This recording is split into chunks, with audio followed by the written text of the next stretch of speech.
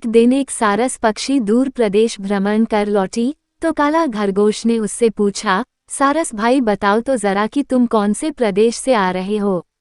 सारस बोला, मैं समुद्र पार गुजरात प्रदेश गया था। वो बहुत ही सुंदर प्रदेश है, वहाँ बहुत हरियाली है, वहाँ की राजकुमारी बहुत ही रूपवती है, तुम भी वहाँ भ्रमण पर जाना। काला खरगोश बोला, हाँ सारस भाई मैं जरूर जाऊंगा। उस दिन से काला खरगोश गुजरात जाने का विचार करने लगा। वो वहाँ की राजकुमारी को देखना चाहता था और उससे मिलना चाहता था। गुजरात जाने के लिए समुद्र पार करना था, जो उस छोटे से खरगोश के बस की बात नहीं थी। वो अपने मित्र मगरमच्छ के पास गया और बोला, मित्र, समुद्र में तैरकर तुम तो कई देशों की यात्रा कर सकते हो। क्या कभी तुम्हारा गुजरात प्रदेश जाना हुआ? सुना है वहाँ की राजकुमारी बहुत सुंदर है। हाँ मित्र, मैं एक बार गुजरात गया था और वहाँ की राजकुमारी के मुझे दर्शन हुए थे। वो परम सुंदरी है। क्या तुम मुझे गुजरात ले जा सकते हो मित्र? मैं राजकुमारी को देखना चाहता हूँ। खरगोश ने पूछा, नहीं नहीं, मैं तुम्हें इतनी दूर नहीं ले जा सकता। तुम्हारे माता पिता क्रोधित हो जाएंगे। फिर इतनी दूर की यात्रा में कहीं तुम्हें कुछ हो गया तो। मगरमच्छ के इनकार करने पर काला खरगोश उदास हो गया। वो किसी भी तरह गुजरात जाना चाहता था। वह उपाय सोचने लगा। शीघ्र ही उसे एक उपाय सूझ गया। अगले दिन वह फिर मगरमच्छ के पास गया और बोला, मित्र, हम खरगोशों का परिवार बहुत बड़ा है। जानते हो हमारे परिवार में 800 खरगोश हैं। तुम्हारे परिवार में कितने मगरमच्छ हैं? मगरमच्छ सोच में पड़ गया। फिर बोला, मित्र, परिवार तो मेरा भी बहुत बड़ा है, लेकिन मैंने कभी गिनकर नहीं देखा कि हमारी संख्या कितनी है। यह सुनकर खरगोश चालाकी दिखाते हुए बोला, इसमें कौन सी बड़ी बात है। कल तुम अपने पूरे परिवार को मेरे पास ले आओ, मैं उनकी गिनती कर दूंगा। मगरमच्छ हामी भरकर चला गया।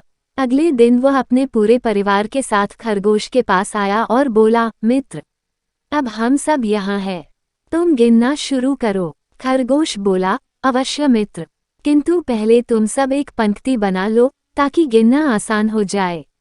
मगरमच्छों ने एक पंक्ति बना ली। उनकी संख्या इतनी अधिक थी कि वे समुद्र के दूसरी छोर तक पहुंच गए। खरगोश ने गिनती शुरू की। वो हर मगरमच्छ के ऊपर कूदता और गिनता जाता। इस तरह कूदते और गिनते हुए वह समुद्र के दूसरी ओर गुजरात प्रदेश पहुंच गया। वहां कदम रखते ही वह बोला, मित्रों, मैं अब जब गुजरात पहुंच ही गया हूं तो कुछ दिन भ्रमण कर और राजकुमारी को देखकर ही लौटूंगा। तुम मेरे माता पिता को बता देना। ये कहकर वो कूदकर गुजरात प्रदेश में प्रवेश कर गया। वह इधर उधर घूम रहा था, तब उसकी दृष्टि 4 राजकुमारों पर पड़ी। वे सब राजकुमारी के स्वयंवर में जा रहे थे।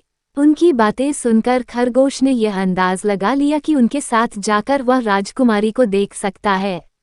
वह राजकुमारों को रोककर बोला, प्रणाम राजकुमार, मैं काला खरगोश हूँ। समुद्र पार से राजकुमारी के दर्शन के लिए आया हूँ। क्या आप मुझे अपने साथ ले चलेंगे? वे चारों राजकुमार बड़े धूर्त थे।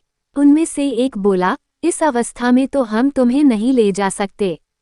पहले तुम्हें समुद्र में स्नान करना होगा, फिर धूल में लौटना होगा।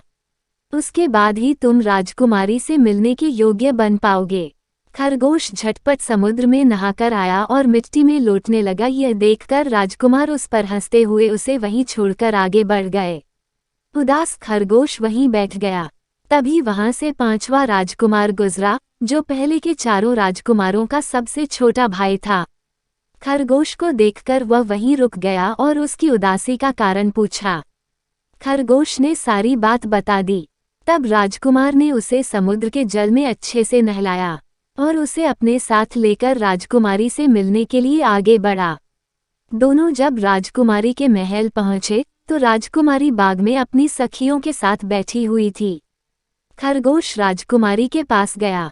वो उसे देखकर बहुत खुश था। राजकुमारी ने भी काले खरगोश को अपनी गोद में उठा लिया और उससे खेलने लगी। खरगोश ने अपने साथ घटी पूरी घटना का वर्णन राजकुमारी से किया और बताया कि सभी राजकुमारों में सबसे छोटा राजकुमार सबसे अधिक दयालु है। अगले दिन स्वयंवर में राजकुमारी ने सबसे छोटे राजकुमार को अपना वर चुना। राजकुमार और राजकुमारी खुशी खुशी रहने लगे। काला खरगोश भी उनके साथ रहने लगा। अगर आपको कहानी पसंद आई हो तो प्लीज़ वीडियो को लाइक और चैनल को सब्सक्राइब जरूर करें।